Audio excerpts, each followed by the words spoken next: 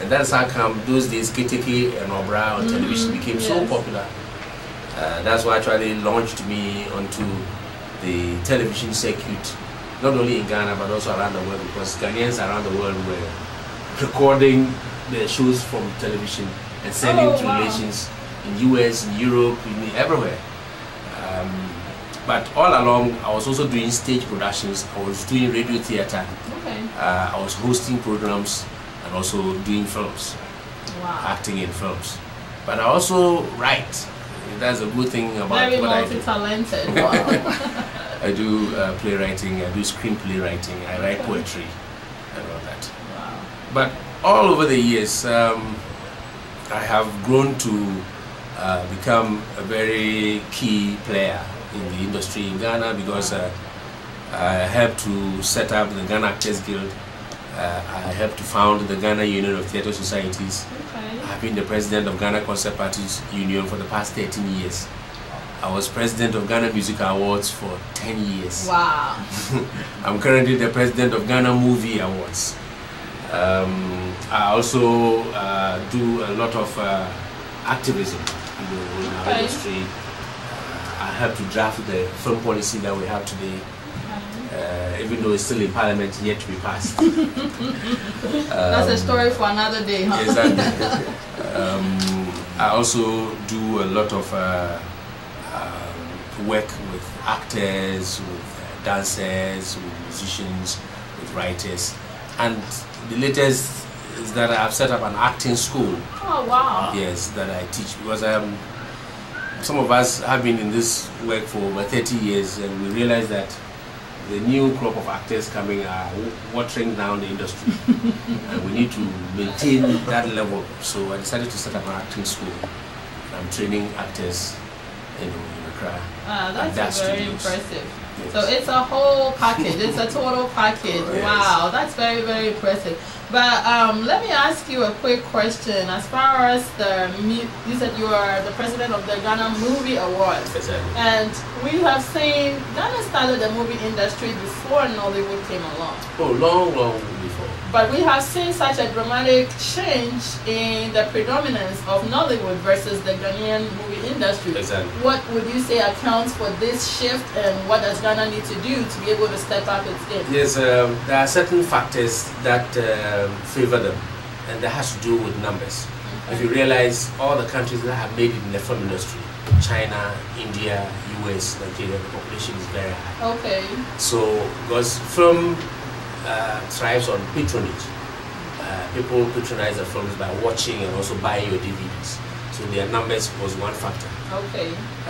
Two, you need to have legal instruments, and certain facilities and amenities and mechanisms all fashioned out of your national policy to help the industry to stand on its feet and be able to cream a lot of support in terms of financial support, and also patronage from the populace to make the industry stand on its feet.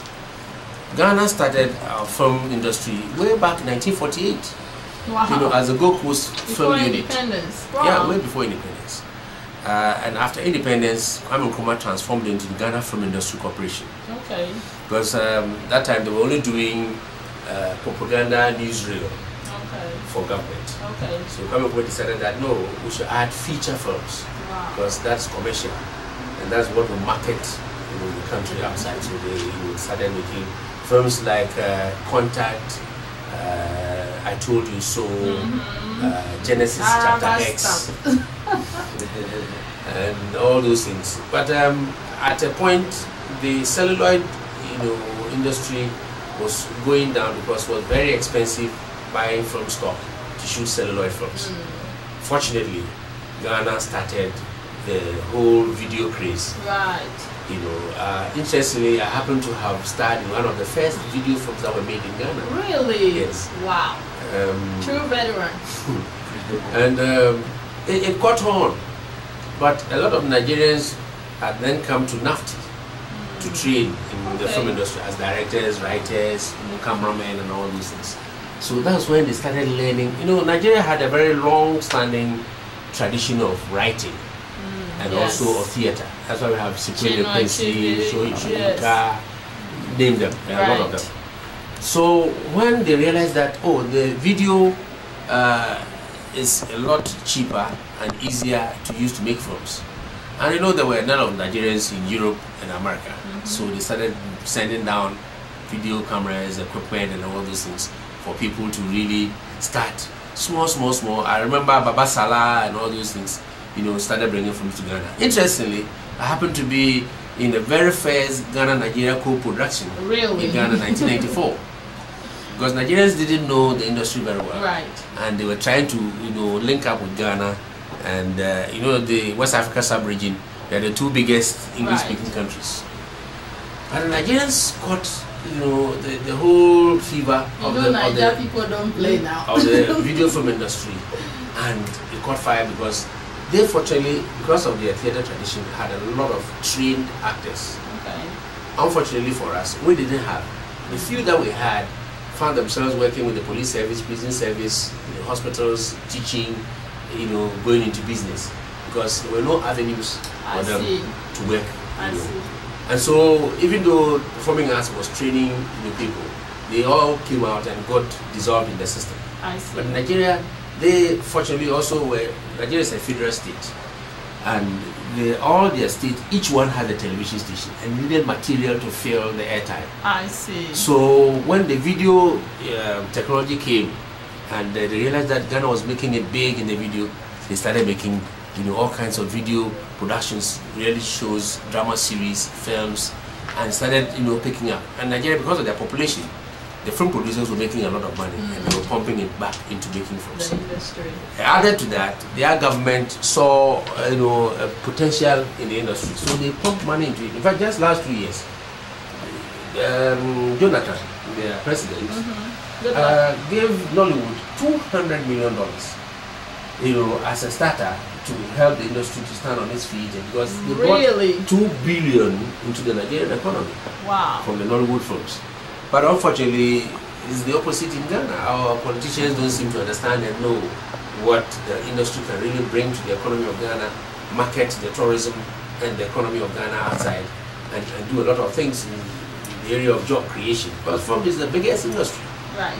So, for some of us, we've been, so to speak, doing activism in the industry for a long time, trying to get the politicians to understand and see, you know, eye to eye with the way they think about the industry. But we're still struggling because they still have not been able to come to understand that even marketing our industries in Europe, you need to do it through the cultural departments of our embassies. You would ask yourself, why is it that America has USIS, Germany has Goethe Institute, France has Alliance Française. These are all the culture departments of their embassies. And they are solely there to market the culture of their people in those countries. And they know that when you buy their culture, you buy their products. That's true. That's the bottom line. That's true. You know, but unfortunately for Ghana, a lot of our embassies have closed their culture departments. And that is why a lot of Ghanaian businesses and Ghanaian products find it difficult to penetrate, you know, markets around the world, especially with film. And it's not like people don't like Ghanaian films, you know. Added to that is also the problem. We do have a lot of problems with the industry because we have found a lot of charlatans in the industry who are watering down, you know, the quality of films and all that.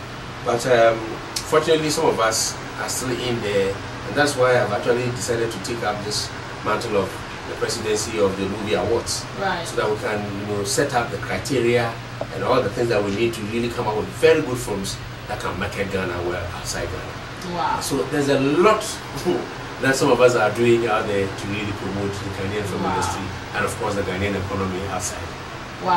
So well, let's ask that as Africans that are living in the diaspora now, if the Ghanaian government is not really seeing the importance of this industry, what can we do, in your opinion, on our part to be able to help promote this industry? Yeah, very simple. We need to quickly look at setting up cultural events, festivals, seminars, workshops, and get the lookouts, that is wherever you may be, whether in America or in Europe or wherever, get the lookouts to be interested and participate in those things. And then through that, we're able to invite them to events in Ghana, festivals in Ghana, and so many other things that will open out Ghana to those people. Because there's a lot of opportunities in Ghana. We have very virgin landmass. We have 4 geographical zones. We have the largest man-made lake. It used to be in the world, but now in Africa. We have a very long stretch of beautiful coastline. The longest canopy, right? Oh yes, the walkway. Yes. Canopy walkway, in Africa. It's in Ghana, and so many other things. The 75% of all the forts and castles in Africa are in Ghana. Wow. And all these are there waiting. We have the mountains, we have the savannas, we have the valleys, we have the rivers, we have everything that you can think of. And many exotic rock caves and other things that you'd love to see. We have game reserves, we have monkey sanctuaries, we have waterfalls, and all these are beautiful locations for filming. Right. And interestingly, Ghanaians speak the best of English in the whole of Africa. So we have a lot of potential. Right. And we have 12 months of sunshine and very good rainfall interspersed these 10 months of sunshine. So based on everything you've said, Ghana literally has no excuse. Exactly, and even more so when it is the country, in fact, Tema as a city is the city in the center of the world. Wow. That was very interesting. This is something that a lot of people do not know. Right. I'm inviting the whole world to come to Tema, to come and see the center of the world. Wow. Right in the heart of Ghana. That's right. Wow. Well, this is awesome. We're going to take a quick music interlude, and after that, we're going to talk about the movie Somewhere in Africa. I know everyone has been waiting and bugging us and putting their names on the list to make sure that they get a copy of Somewhere in Africa when it comes out. And so we'll talk some more details about that movie when we come back from the break. Okay.